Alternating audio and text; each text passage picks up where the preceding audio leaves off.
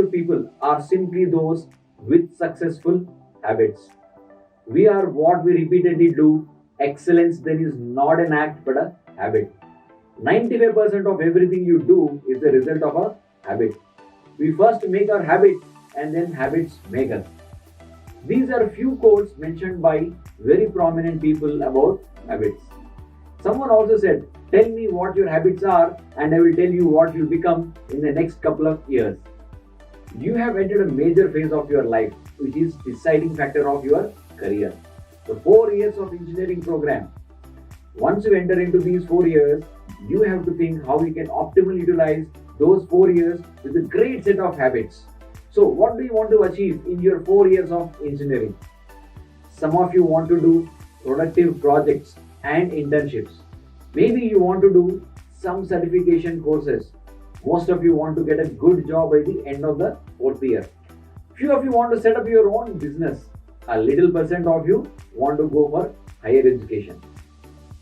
Whatever you want to achieve in your life or engineering, the easiest way to accomplish that is to convert the outcomes or goals into habits, which means what are the actions that you need to take on a daily basis which will help you in getting closer to your goal. Let's say you want to get a higher package job. Then the next thing you need to figure out is what are the actions which you need to take to achieve that outcome. For a higher package salary, you need to be good at few skills. It varies from what kind of jobs you are preparing for. For example, let's consider that you are preparing for a product development company. Then, in that case, you need to have good programming and communication skills. How do you become good at these two skills? You need to work on those two skills on a daily basis and make this as a habit. That is what we mean by achieving your outcomes through habits. This is applicable to any outcome you want to achieve. For example, if anyone wants to be a musician, then what they need to do is practice music for few hours every day. Or if someone wants to learn swimming, they need to practice swimming for few hours every day. The number of hours that one needs to put to acquire a skill depends on what level they want to achieve. Before we can effectively build a new habit, we need to get a handle on our current habits. This can be more challenging than it sounds because once a habit is firmly rooted in your life, it is almost unconscious and automatic. You cannot expect to improve your habits immediately. Until you make the unconscious conscious, it will direct your life. You can prepare a list of habits by observing your daily life. What do you do in your entire day?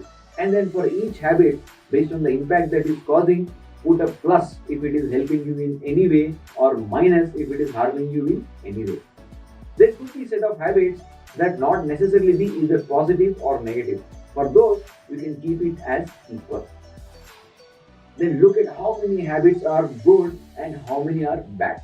You need to slowly replace bad habits with good habits. We will give you a couple of examples on how to start a good habit and how to overcome some bad habits easily. In 2001, researchers in Great Britain began working on 248 people to build exercise habits over a course of 2 weeks. These were divided into 3 groups. The first group was asked to track how often they exercise. The second group was asked not only to exercise but also read some benefits of exercise. The third group were asked to exercise, read benefits of exercise, and also formulate a plan for when and where they would exercise over the following week. In the first and second groups, 35 to 38% of the people exercised at least once a week. Surprisingly, in the third group, 91% of the people exercised at least once a week, more than double the normal. The sentence they filled out when and where they would exercise is referred to as implementation intention, which is a plan you make beforehand. When you want to acquire a new habit, you have to create a plan as to how will you implement it. This is how you intend to implement a new habit. Let me also tell you a story that relates to what extent one can achieve through habits. A Hungarian named man, Laszlo Polgar, was a firm believer in hard work In fact, it was all he believed in. He completely rejected the idea of innate talent. He claimed that with deliberate practice and development of good habits, a child could become a genius in any field. His mantra was, a genius is not born but is educated and trained. Laszlo decided chess would be a suitable field for the experiment, and he laid out a plan to raise his children to become chess prodigies. The kids would be homeschooled, a rarity in Hungary at that time. The house would be filled with chess books and pictures of famous chess players.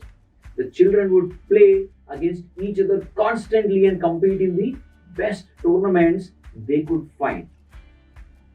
The Polgars were parents to three young children, Susan, Sophia, and Judith. Susan, the oldest, began playing chess when she was 4 years old. Within 6 months, she was defeating adults. Sophia, the middle child, did even better. By 14, she was a world champion, and a few years later, she became a grandmaster. Judith, the youngest, was the best of all. By age 5, she could beat her father. At 12, she was the youngest player ever listed among the top 100 chess players in the world. At 15 years and 4 months old, she became the youngest grandmaster of all time, younger than Bobby Fischer, the previous record holder. For 27 years, she was the number one ranked female chess player in the world. In interviews, the sisters talk about their childhood as entertaining rather than grueling. They loved playing chess. They couldn't get enough of it. Once Laszlo reportedly found Sophia playing chess in the bathroom in the middle of the night. The Polgar sisters grew up in a culture that prioritized chess above all else, praised them for it, rewarded them for it. In their world, an obsession with chess was normal. And as we are about to see, whatever habits are normal in our culture are among the most attractive behaviors you will find. Habit is a double-edged sword. While some habits can help you, and some habits might destroy you as well.